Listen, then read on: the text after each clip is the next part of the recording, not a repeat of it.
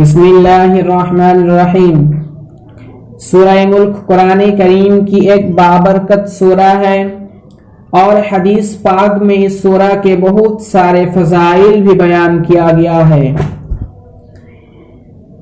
اس سورہ کو حدیث میں واقعہ اور منجیہ بھی فرمایا ہے۔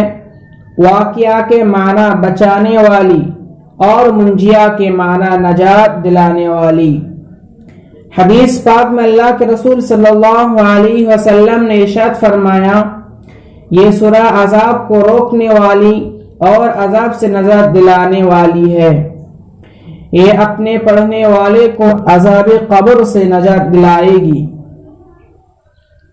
حضرت ابن عباس رضی اللہ تعالیٰ عنہ سے روایت ہے کہ رسول اللہ صلی اللہ علیہ وسلم نے فرمایا، میرا دل چاہتا ہے کہ سورہ ملک ہر مومن کے دل میں ہو جائے۔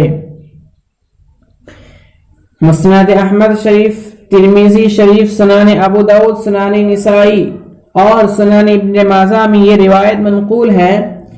عن ابی ہریرہ رضی اللہ تعالی عنہ قال قال رسول اللہ صلی اللہ علیہ وسلم ان سورة فی القرآن 30 آیہ شفعت لرجل حتى غفر له وهي تبارك الذي بيده الملك۔ حضرت ابو ہریرہ رضی اللہ تعالی عنہ سے روایت ہے کہ رسول اللہ صلی اللہ علیہ وسلم نے فرمایا، قرآن کریم کی ایک سورت جو صرف 30 آیاتوں کی ہے، اس نے ایک بندہ کی حق میں اللہ تبارک و تعالی کے حضور میں سفارش کی یہاں تک کہ اس کو بخش دیا گیا، اور وہ سورہ تبارک الذی بیدہ الملک ہے۔ مسند احمد شریف اور ترمذی شریف کی ایک روایت جابر رضی اللہ تعالی عنہ سے منقول ہے۔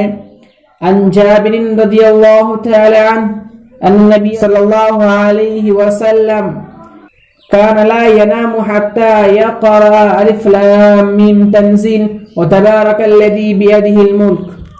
حضرت جابر رضی اللہ تعالیٰ عنہ سے روایت ہے کہ رسول اللہ صلی اللہ علیہ وسلم اس وقت تک نہیں سوتے جب تک کہ الف لام میم تنزیل اور تبارک الذی بیدہ الملک نہ پڑھتے، یعنی رات کو سونے سے پہلے یہ دونوں سورتوں کا پڑھنا آپ صلی اللہ علیہ وسلم کا معمول تھا۔